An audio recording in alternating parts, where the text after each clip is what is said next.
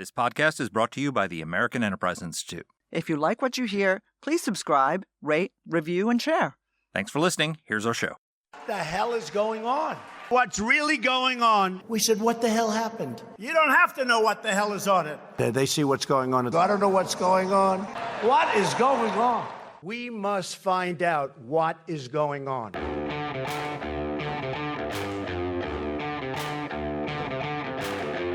Hi, I'm Danielle Pletka. And I'm Mark Thiessen.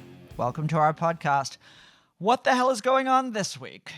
Well, what the hell is going on is there are rumors going around, no policy decisions, but rumors going around that the Trump administration may give up the position of Supreme Allied Commander Europe, SAC-EUR, which is such a cool title, a position that has been held by the United States since the end of World War II and the founding of NATO, and allow a European general to assume that position.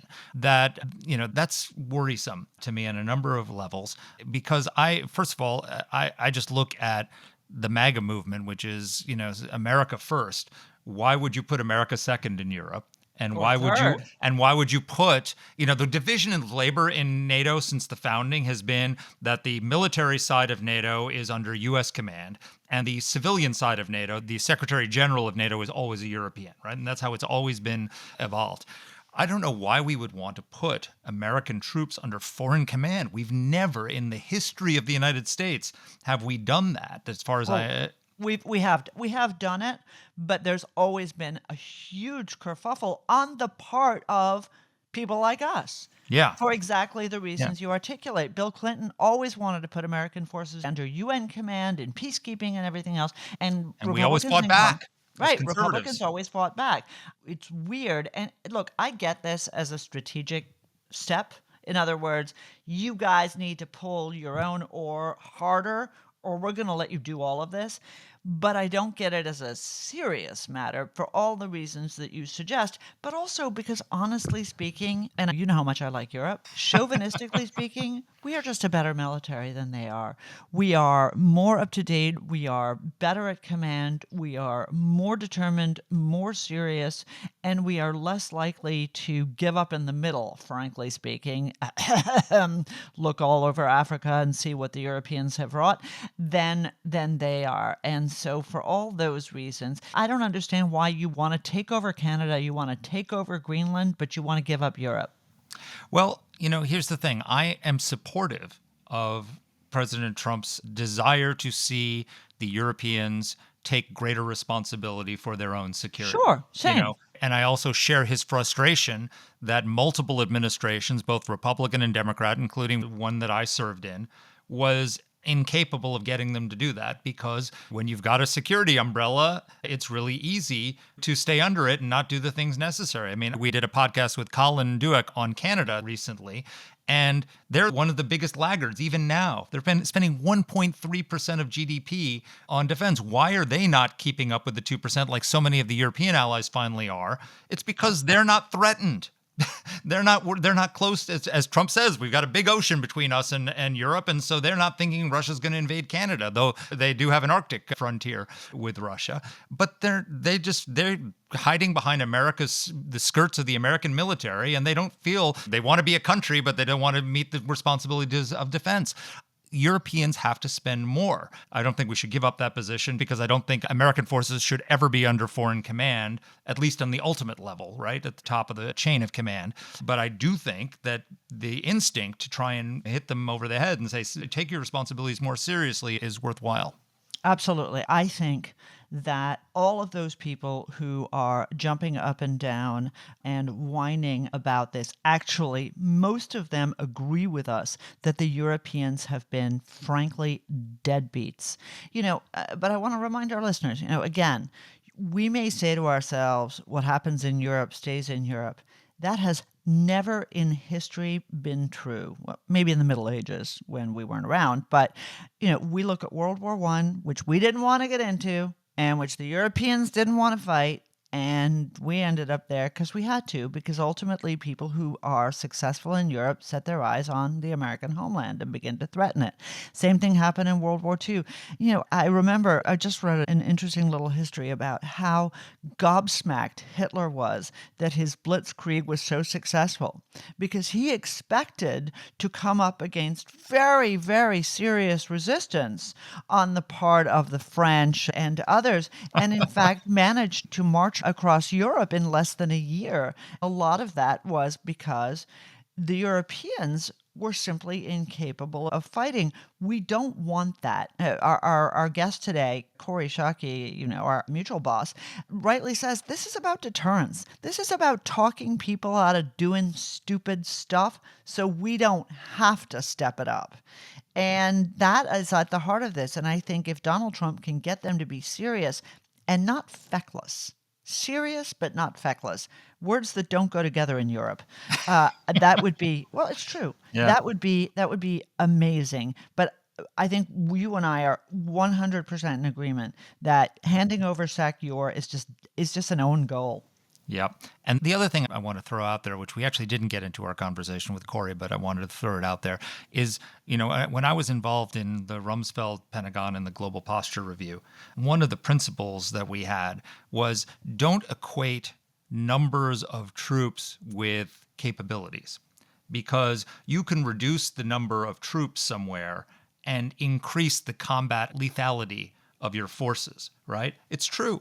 Wow. He was really right in Iraq on that front, wasn't he? He and Tommy Franks. Yeah. If you put more powerful weapons in the hands of a smaller, and that was 20 years ago. Today, we're in the age of unmanned warfare, where the Ukrainian Navy, no, there is no Ukrainian Navy. The Ukrainian army destroyed more than half of the Russian Black Sea fleet using a bunch of homemade sea drones that they were able to produce on their own, and they sunk the Moskva, the pride of the Black Sea Fleet, and forced the Russians to retreat from the range of Ukrainian troops. The Ukrainians don't even have a navy. You don't need a navy to defeat a navy these days. There are so many capabilities that we're seeing with drone warfare taking place in Ukraine and other places that are going to transform the way wars are fought. You don't need that many people to carry out warfare in this modern age in the same way. Doesn't mean we should get rid of legacy capabilities, and I'm not saying all drones, no fighter jets, and all the rest of that, and we can get into that whole discussion in another podcast.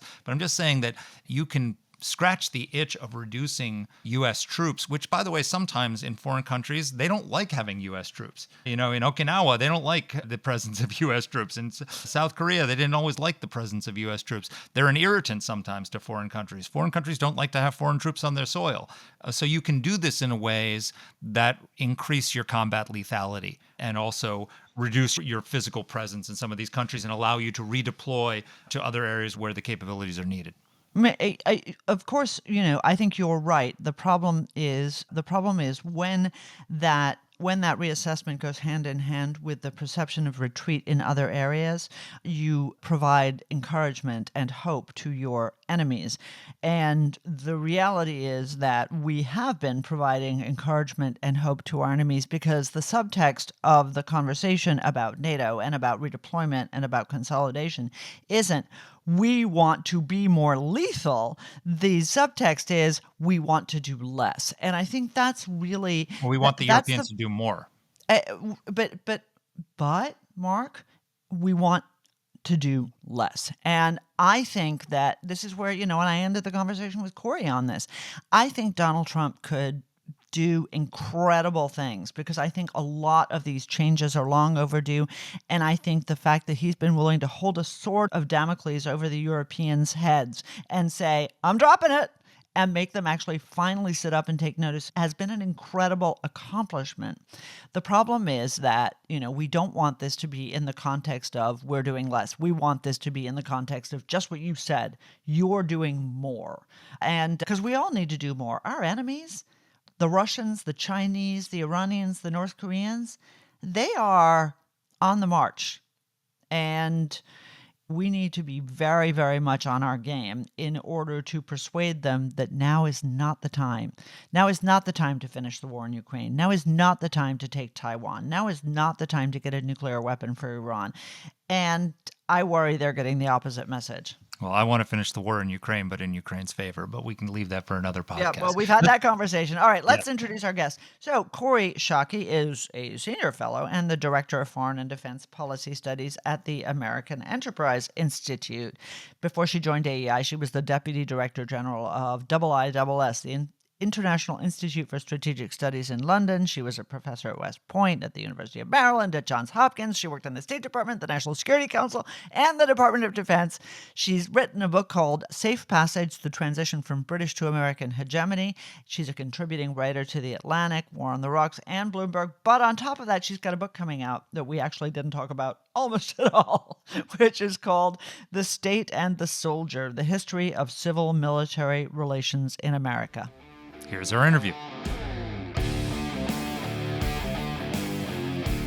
Kori, welcome to the podcast. It is such a great joy. It is a joy to have you on, and it's a joy to work with you, by the way. Thank you, my friend. Anyway, but look, you are an expert on civil military affairs and on how these things should work. And there is talk that it's not official, but people are starting to get worried that part of the Trump administration's reforms when it comes to NATO is that we're going to give up the Supreme Allied Commander Europe, which is the coolest title in like all of the military. SACEUR. I just love that title. And give that up and allow a European commander to take that position for the first time in the post-Cold War era. First time ever. Yeah, exactly. If you were in the Trump administration and brought in to argue this in front of President Trump, what are the sort of America First arguments you would make for keeping the SACEUR an American? I think there are two. And the first is deterrence is stronger if our adversaries, the people who might attack a NATO country, have to fear American involvement. So deterring war is what NATO's good at. And we would prefer to deter it rather than fight it. And deterrence is stronger if the U.S. holds a senior military role. The second argument I would use is that if you plan to have American troops participate in the defense of Europe, you are going to want an American military commander at the top of the chain, because very few other countries have had to orchestrate military operations at the magnitude that a NATO defense would require. And you're not going to want American soldiers, sailors, airmen, and Marines fighting under the command of an allied general who doesn't have the experience of doing it at the frequency and level that American military leaders do. Not just the experience, but if you're a populist Republican, a MAGA Republican, how comfortable are you with American troops taking orders from French generals as opposed to American generals at the top of the chain of command? It seems like something that would be very un-MAGA to put European commanders in charge of the final say-so when it comes to how American troops in Europe are deployed and potentially in combat. Okay, I should have used that argument. You're exactly right, Mike. So, Kori, I think those are very persuasive arguments. In a way, we're talking about something that hasn't been announced. And so we've seen, for example, that CNN got a hold of a memo which laid out some changes to combatant commands that laid out the potential for reducing increases in U.S. forces Japan. There was also some talk about consolidating European Command with African Command and consolidating Northcom, Northern Command, with Southcom, Southern Command. There are AMCOM. I think they want to call it AmeriCom or American Commie or whatever it is that they can think of. But in any case, I'm less concerned about the names, and I don't know whether any of this is true. We also don't know whether these are ideas that are being motivated by a desire to retreat from global commitments or whether they're fiscal. in nature. And, Pete Hegseth, the Secretary of Defense, has said, we want to forego headquarters and fat stuff in trying to reduce costs. Our own Mackenzie Eaglin and you have both written about headquarters problems, lots of people, and the sort of proliferation of headquarters stuff. So help us navigate the way it is and how you think a smart president would go about rationalizing, or maybe not rationalizing, our command structure. So I think Secretary Hegseth is right that there's an enormous amount of inflation of headquarters staffs, especially in the regional commands. I very strongly favor the recommendation made by Elaine McCusker, John Ferrari, and Todd Harrison that the service components in the regional commands don't need to be as high ranking as they are. You can downgrade those, you can slim staffs, lots good and useful that can be done. In fact, I think the combination of Northcom and Southcom actually makes an enormous amount of sense, because mostly what Southcom expends its time and effort on is drug trafficking interdiction, which is an increasing focus for the Trump administration of Northcom and of U.S. military forces more generally.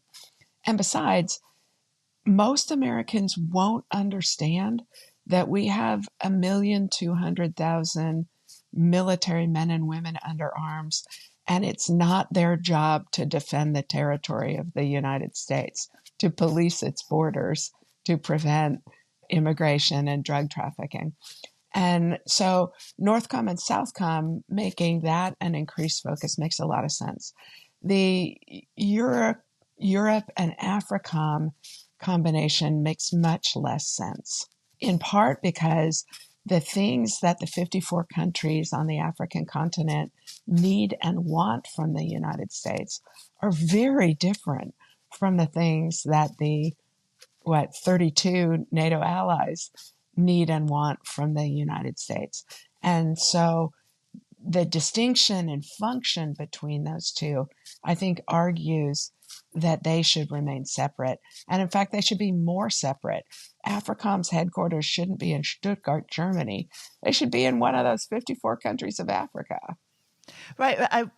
I mean, I couldn't agree with you more. When we stood up AFRICOM, it was really a glaring hole in American global strategy.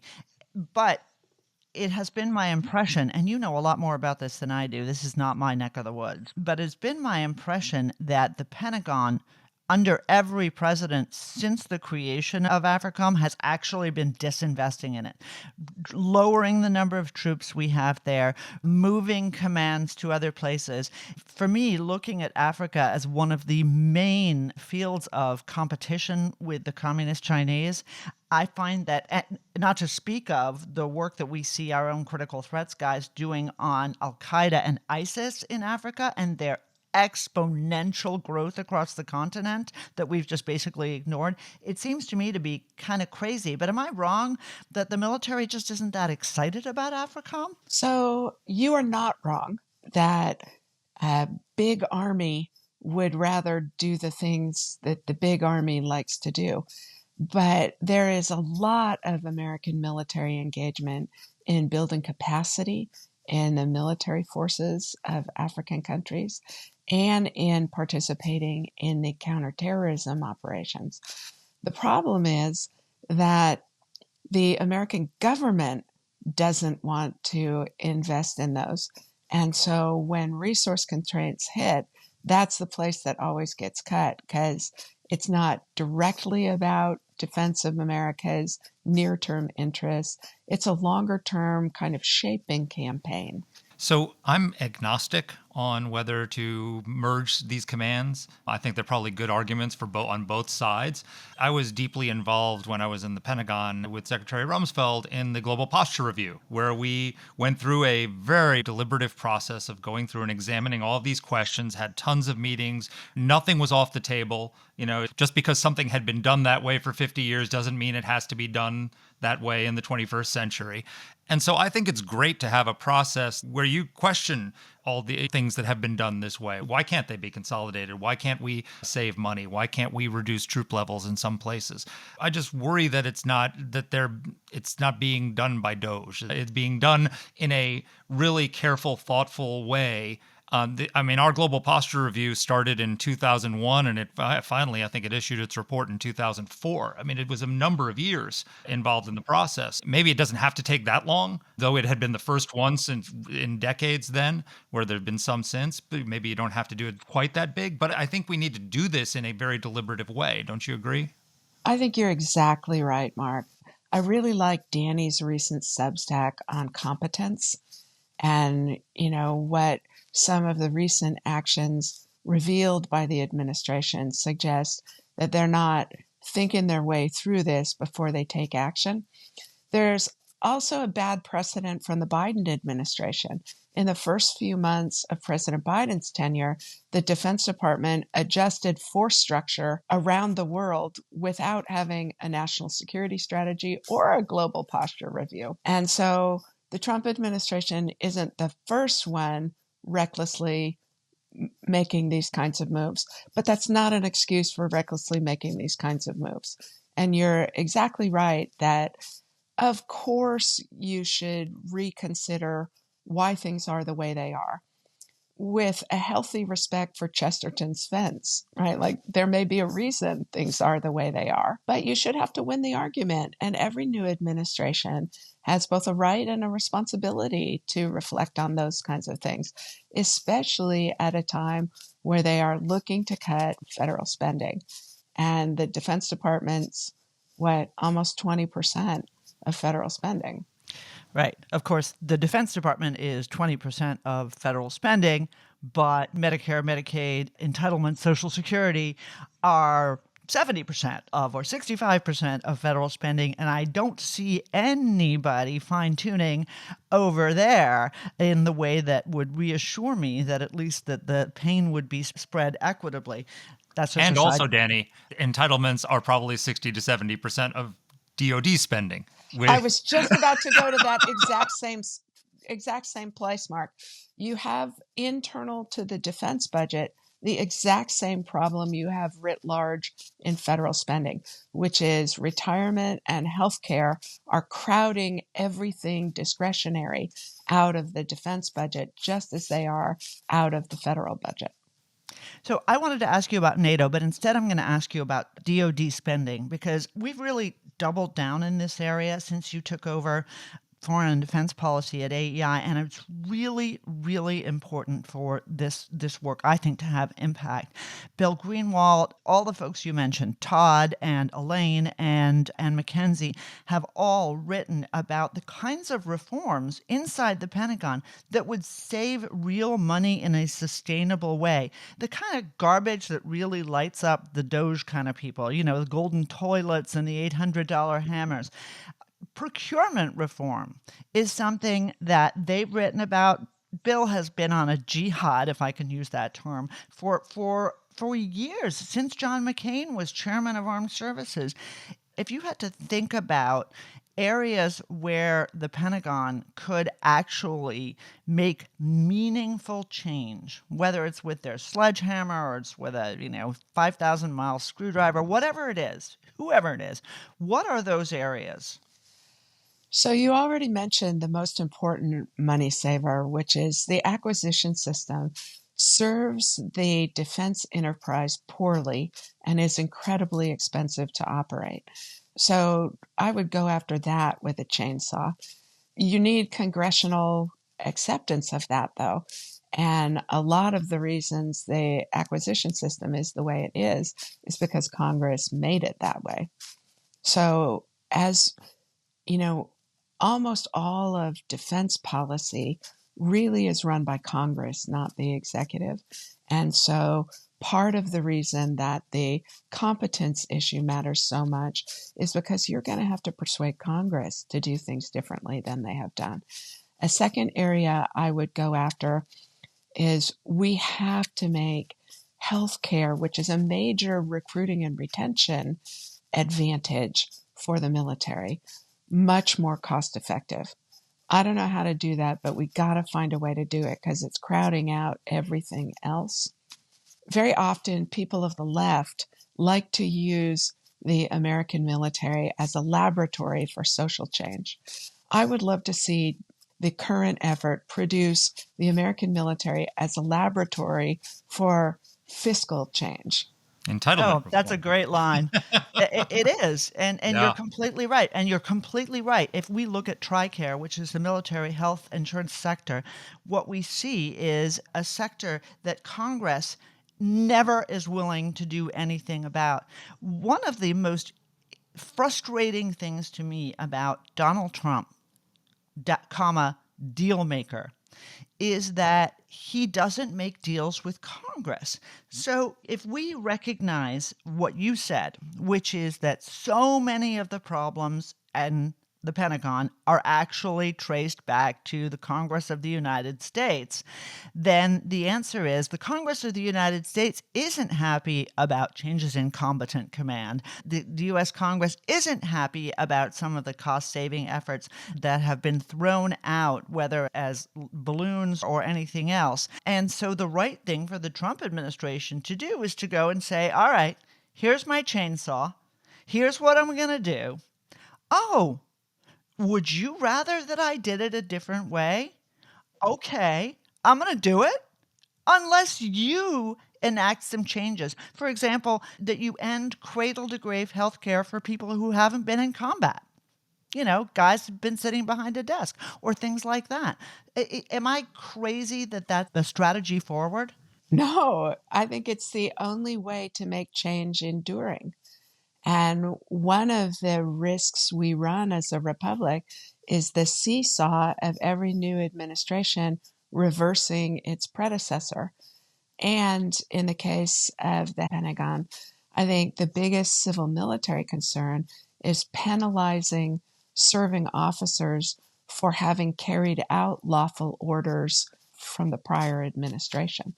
That we really need to insulate defense policy from that kind of seesawing. And the only way to do that is to have Congress legislate it. So that's what produces the stability in American policy. And I think you're exactly right, Danny. Can I, before we leave defense spending though, can I endorse Elaine McCusker's jihad against having military commissaries within the United States? We have a separate grocery system for the American military on bases in the continental United States. That's insane. And instead of just issuing debit cards, for example, that reduce costs for at different grades of pay within the American military, which would be a much more sensible system. Yeah, and we should add that Elaine was the comptroller of the Pentagon, so she knows whereof she speaks. No, I not only do I endorse that, I remember once I was running out of gas near the Pentagon, and so I pulled up into a gas station, and I wasn't allowed to pump gas because it was a military gas station, and you had to have a military ID and be a DoD employee, which I no longer was, to get gas there. So I was like, I'm running out of gas. Can you help me out? Absolutely. Sorry. That's a perfect example. In fact, Elaine's done a study now, I think 18 months ago, where she went through line by line in the J book, which is the DoD budget book, and coded what money gets spent on. The first category she identified was things that contribute directly to fighting and winning the nation's wars. The second category was things that keep the people we want and need to fight those wars in service.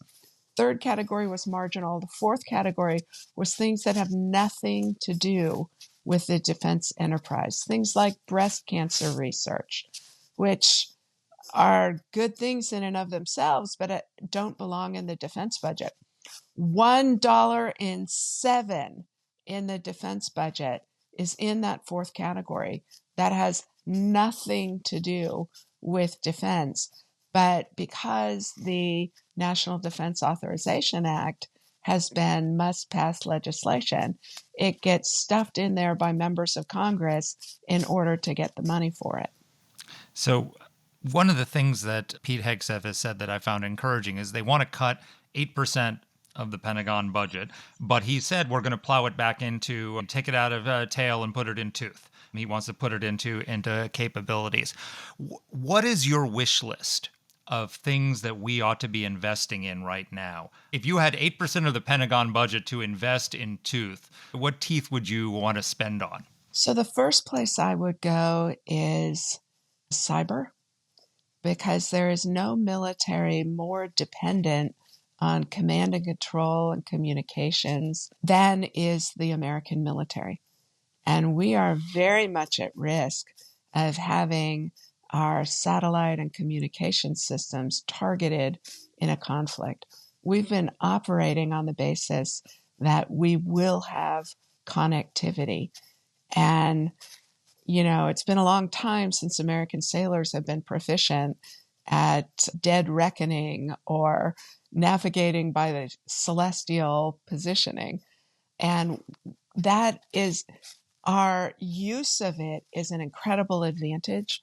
Our reliance on it is an incredible vulnerability. So that's where I would start. Another area that I would love to see us get involved in. I was having lunch with our mutual old friend, JD Crouch, the other day. And JD, of course, is such a good guy. Such a good guy and a long-time champion of ballistic missile defense. And, President Trump has said he wants to build an iron dome over the United States, which actually he calls it the Golden Dome, which doesn't make much sense because gold is soft and iron is hard, but okay. Golden Dome, I'll take a dome of any kind over the United States. But I asked him, is that doable? And he said, absolutely. It was, under Ronald Reagan, it was brilliant pebbles. Now you'd probably call it genius sand because it's smarter and it's more and it's smaller. And that capability not only could protect the United States from missile attack, but it also could protect our satellites from space weapons designed to take them out, which the Chinese are deploying. Talk to us a little bit about the Golden Dome / Iron Dome, and is this something we should really be focusing on in the 21st century? So I'm not a technical expert, so I can't speak to the possibility of it. But just as it would come as a shock to most Americans that our military doesn't defend our borders, it would come as a shock to most Americans that we spend less than 10% of our defense budget on missile defenses to protect American cities and populations. Yeah. And so whether or not it's possible, I can't say, but we sure ought to be working on it incredibly hard, because our ability to project deterrence, to extend deterrence to American allies, to avoid wars and preserve the security of ourselves and our allies depends on being able to run risks for the American homeland. And reducing those risks as much as possible ought to be a priority defense undertaking, and it's not. Yeah, no, it's absolutely remarkable. I mean, I think Trump was inspired by looking at the defense of Israeli cities and how effective David's Arrow was and Iron Dome was. And those things are hugely effective. But I come back to the first thing you said. One of our colleagues and I were getting together with an old friend who lives in the UK. And he said, he alluded to the Heathrow fire that took place last week and suggested that that was not quite the accident that it had appeared to be. And when we think about U.S. infrastructure and the Chinese, Mark, you hosted the chairman and ranking member of the Select Committee on the Chinese Communist Party a few months ago. And they are embedded in American infrastructure, which is such a soft underbelly for this country. It seems crazy to me that we aren't doing more on cyber. But that isn't what I wanted to ask you. I just wanted to bogart the mic like I usually do. I wanted to ask you about NATO. We said we wanted to talk about NATO from the beginning. You made a pretty, I think, persuasive pitch. I remember, when in the Obama administration, this is the one I always cite, when NATO, quote unquote, dragged unsuspecting Barack into getting rid of Muammar Gaddafi, and they couldn't do anything. I mean, Mark and I talked about this repeatedly. Concrete bombs, running out of ammo, absolutely no ability to provide lift to their own forces. And so when we think about NATO, how how important is it that not only we remain in command, as you rightly said, but that we do something to force the Europeans to begin to sustain this alliance in a burden-sharing way? Because I think that's the big nut in Donald Trump's craw. And he's right to be upset about it. I mean, if Dwight Eisenhower were alive, he would be astonished that the United States was still contributing such a high proportion of effort to the defense of Europe. When he testified before Congress in support of continuing the deployment of American troops to Europe, he argued it should happen just until Europeans regained the economic ability to provide forces on their own. And that threshold has long ago, decades ago, been met. The only thing I would say in defense of our European allies is that it's true they don't do as much as they should, and it's certainly true they don't do as much as we want. But it is also true that no dominant power has ever had as much voluntary assistance in upholding an order as the U.S. gets from its allies. Europeans don't just help us in Europe, they help us around the world, and they help us carry out economic sanctions. They help us do other things that if we leave Europeans to their own devices in Europe, we are not going to have the help in other areas we want. All that said, one other thing is that the assumption that unless Europeans do more, we will do much less. It relies on an expectation that if we abandon our friends, whether Europe or in Asia, that they will make choices consistent with our interests. I think that's wrong. My experience in government doing coalition management is when we step back, allies step back further. And we actually don't want a Europe that concedes to Russian aggression. We want a Europe that does more than we do. And so figuring out how to get Europeans to do more than we do typically should rely on more than just threatening that we won't defend them if they don't do more. This is a really critical point that I think people fail to appreciate, that in fact, when we tell our allies, as Obama, for example, told Saudi Arabia, right, you do you go, right, you go girl, you invade Yemen, you deal with those Houthis yourself. They do really stupid shit. And this is true for the Europeans as well. What irritates the living daylights out of me, and maybe you can help our listeners understand this, is this suggestion that somehow us criticizing European contributions to NATO and European seriousness about NATO is somehow a gift to Russia, when it is in fact the Europeans who over the last 2 decades have serially been giving away territory, oil concessions, banking access, residential access, visas, and investment to the Russians in ways that we have not. Help us understand what it is that is at the heart of European behavior here. So the mistake Europeans, and particularly Germany, have made is actually the same mistake the United States made with China. A belief that entanglement and engagement would produce positive change. And in fact, both in the case of Russia and in the case of China, what it produced is them gaming the international order to their advantage, using the openness of free societies as a weapon against those societies and increasing their ability to shield themselves against our influences. I mean, Nord Stream 2 is the most exasperating example, but it's by no means the only example. So we and the Europeans got that wrong. I am more confident, though, that the European debate on China, for example, is moving strongly into alignment with what at least has been the American debate. It's not entirely clear to me yet where Trump administration policy will go on China. But at least until recently, what Australia has been on the front lines of, and we, the second adopter, Europeans are beginning to see economically, politically, and in terms of security about China. Where Russia is concerned, I mean, it's shocking that the Russians have an enormous campaign of espionage and gray zone warfare going on all across Europe that Europeans now see, but continue to be fearful to acknowledge because they don't know what to do about it. And unless we put our shoulder to the wheel and deal with it with them, they are going to concede it because they won't believe they can prevent it.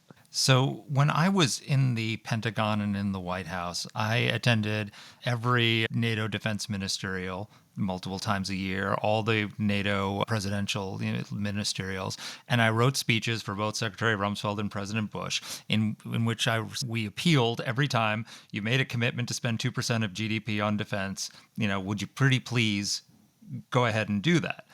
And nothing happened. And then Barack Obama did the exact same thing.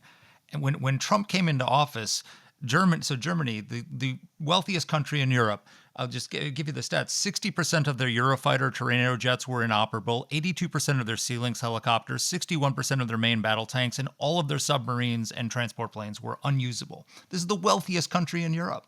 And it was only the combination of Trump questioning whether he would defend NATO allies that didn't meet their commitments and Putin's invasion of Europe that actually got them to the combination of a more obvious threat and a question of whether we would actually meet our NATO commitments that got them to say, maybe we need to do a little bit more. I wonder what, it shouldn't come to that, but why does it take that to get the Europeans to do what they should be doing voluntarily? So I would reverse the order of the things that caused the change. I think Europeans didn't do more because they felt safe. And it's Russia's invasion of Ukraine in 2014 that begins to change European perceptions. I think that more than anything, countries that feel safe spend their money on stuff other than defense. And then when they started to feel genuinely unsafe, they started to panic and ramp up. Mark, you may remember this, but the reason 2% gets chosen, it's driven by the British government because it's the threshold they meet that others don't. And they just barely meet it. And they didn't meet it in subsequent years, right? So everybody's gaming the system. And there's a terrific report just out from Mackenzie Eaglin and Cole Spiller that shows that even in meeting 2%, it's worse than you're imagining, Mark, because NATO countries put... Using it for welfare. Absolutely. They put retirement into... So everybody's gaming the system. And what we should be invoicing is warfighting ability, not amount spent on defense. When the Germans can claim that strengthening the Autobahn counts because tanks may have to roll down it, or Belgium counts retirement for its military among their defense spending. We need a better metric if we really want Europeans to improve their ability to contribute to their own defense. So the country that is not doing that, that's not gaming the system, is Poland, which is increasing its defense spending to 5% voluntarily and is putting it in real hard capabilities, doing everything that we would hope a NATO ally would do because they're on the front line of the new frontier with Russia. And Germany is not. Why shouldn't we move our troops out of Germany and move them east? And, they wouldn't have to worry about improving the Autobahn for the tanks to go over because they wouldn't have to go over the Autobahn. They'd already be there. So a couple of reasons. Yeah. Couple of reasons.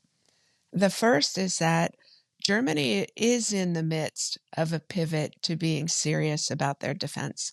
The German Bundestag has just passed legislation removing defense spending from the debt brake. And essentially saying our government should spend as much as necessary on defense because Germany is now imperiled. That's a huge change, and we should be celebrating and supporting that. The second reason not to move troops to Poland is it's really expensive.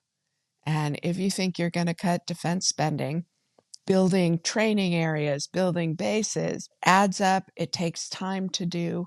And I think given Russia's threat to Europe right now, I would rather see us capitalize on what we already are doing.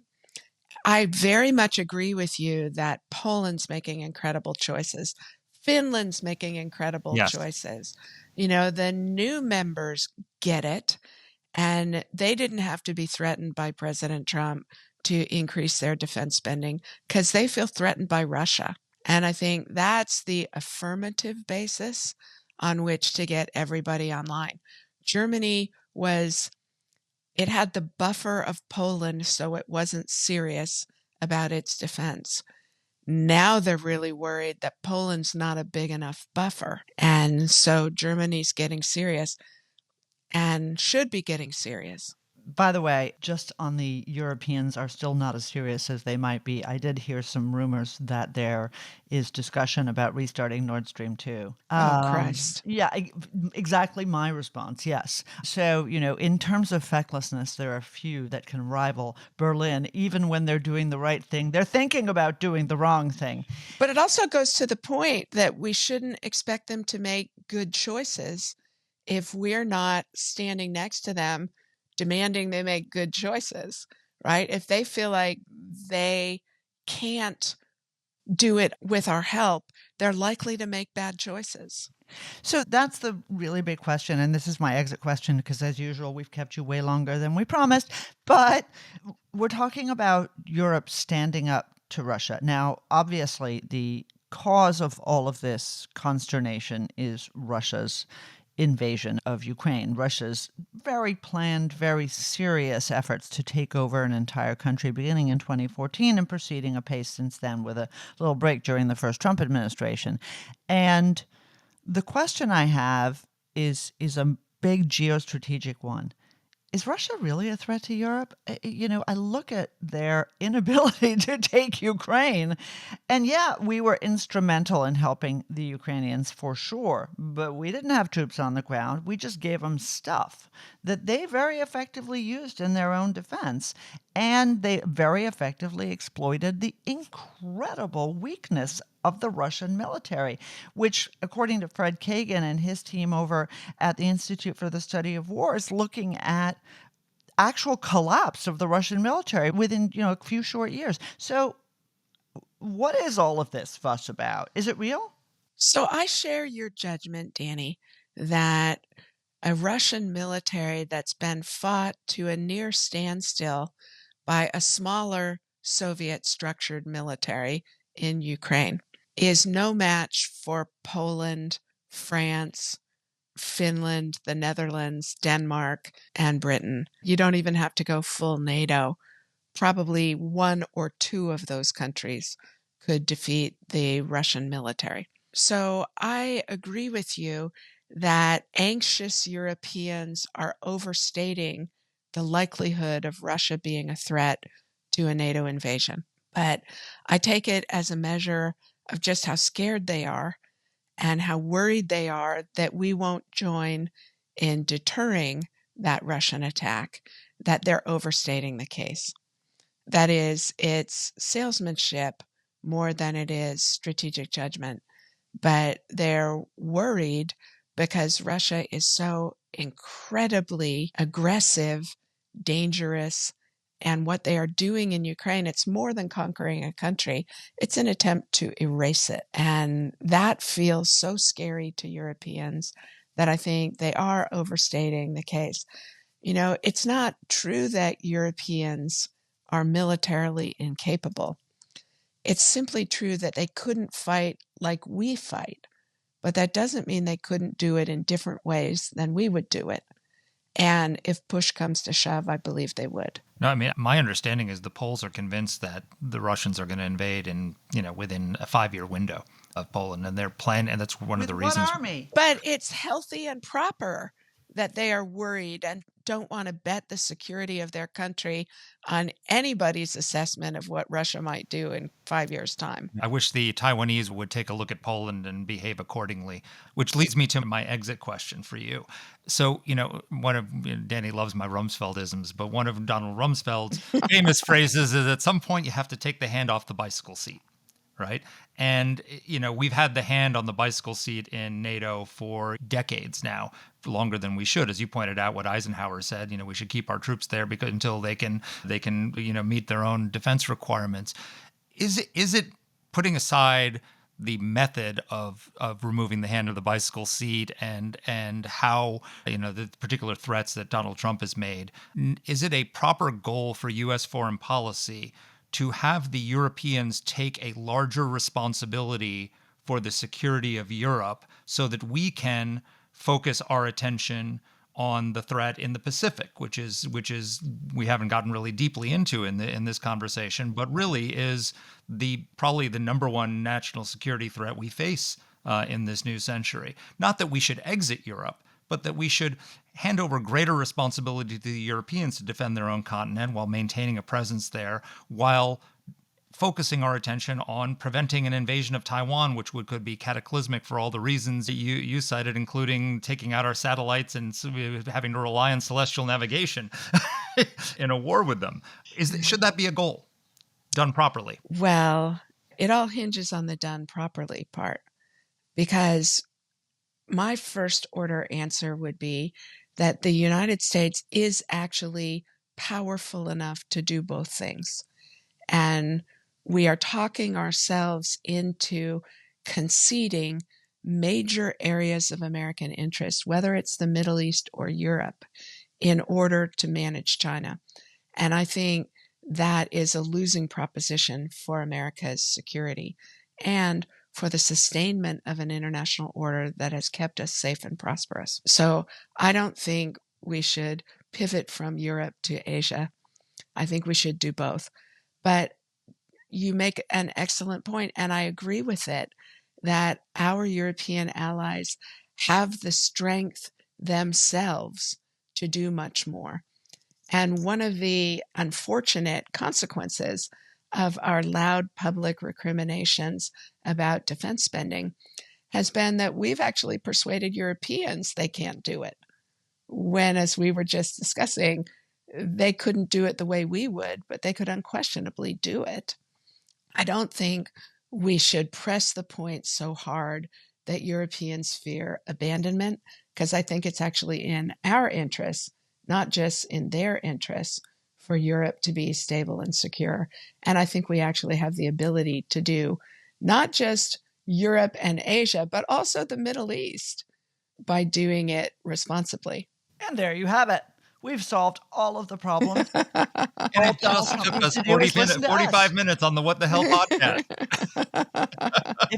If only they listened to us clearly, because, I think there's a lot of opportunity, and that Trump has a lot of leverage, as Mark always likes to say, to do a lot of good if he chooses to use that leverage in a way that is effective. He can ignore all the, oh, you're just a Russian agent, blah, blah, blah. But if he actually makes the right trade-offs, then he could be a transformative president in ways that he hasn't even imagined.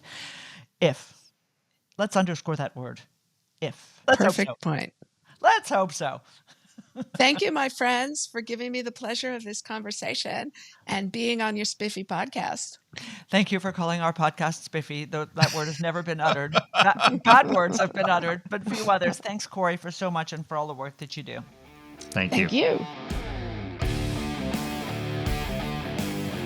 That was a great conversation. And, there's so much constructive for the Trump administration to take from that. I think they can do what they're trying to accomplish without making some of these errors like giving up SACEUR. That you don't have to give up SACEUR in order to make the Europeans more responsible for their own security. So let's keep giving them good ideas. Yeah, no, listen, for sure. I mean, I'm going to reiterate something Stephen said at a conference we were at last year when the Europeans were bemoaning the incoming Trump administration and what was it going to mean? And he said, America has a debt to GDP ratio in the range of 120%.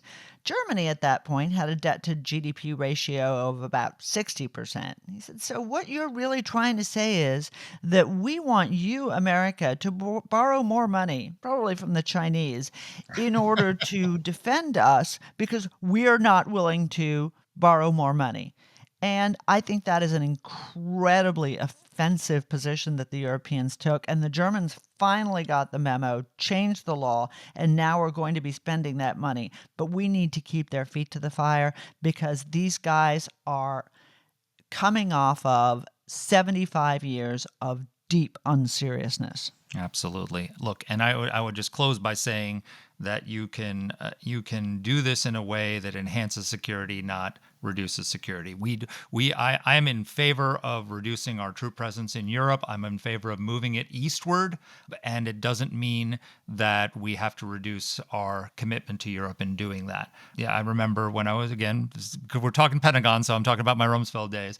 Rumsfeld reduced the U.S. troop presence in the Korean Peninsula by 12,500 when it was at 35,000. And he said, I'm going to give you a quote, he said, we're doing it because we want the Koreans to assume greater and greater share of responsibility for providing both the deterrent and defensive capability on the Korean Peninsula. I want us to have our European allies assume greater and greater share of responsibility for providing both deterrent and defensive capability in the European theater so that we can take on other challenges around the world. We don't have time for me to shatter those beautiful illusions about what Rumsfeld did in the Korean Peninsula. And I don't agree with you about moving troops to Poland, but that's a fight for another day. Hey guys, thanks for being with us. Let us know what you think. And take care. See you next week. Let us know what topics you'd like us to cover. You can get in touch with the show by emailing us at whatthehell@aei.org. Or you can reach us on Twitter. I'm at @dpletka. And I'm at Mark Thiessen. That's Mark with a C. Please rate and review the podcast. If you like the show, please subscribe, share it, comment on Apple Podcasts, or wherever you're listening to this. Thanks for listening.